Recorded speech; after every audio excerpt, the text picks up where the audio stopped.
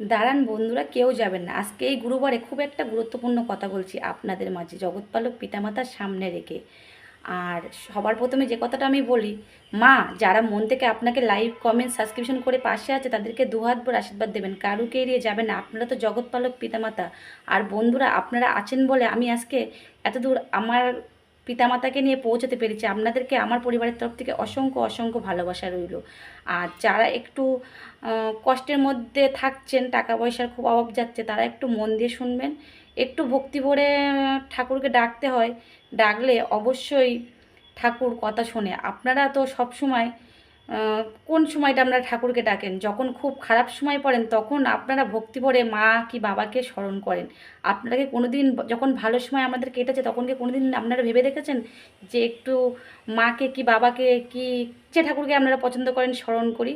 ওই জন্যই বলছি, ভক্তি বলে সকালবেলা একবার করে যে কোনো ঠাকুরের, যে ঠাকুর আপনাদের ভালো লাগে সেই ঠাকুরের সকালবেলা উঠে একবার মন থেকে ডেকে দেখবেন, তাহলে দেখবেন অনেক দুঃখ কষ্ট দূর হয়ে যাবে। আর যেটা সবথেকে গুরুত্বপূর্ণ যে কথাটা বলছি, আপনারা পারলে এই গুরুবারে যে 1 টাকা হোক, 2 টাকা হোক, 5 টাকা হোক, আপনাদের ব্যাগের মধ্যে করে 3টে লবঙ্গ আর এলাচ একটু পারলে এই টাকার মধ্যে রেখে দেবেন। দেখবেন লক্ষ্মীর কৃপা অবশ্যই আপনাদের মধ্যে পড়বে। সবাই এক মনে একটুকুনি বলুন, জয় লক্ষ্মীনারায়ণের জয়, হার হার মহাদেব। আর 36 কোটি গুণ দেবতার আমার পরিবারের তরফ থেকে অনেক অনেক নমস্কার রইল।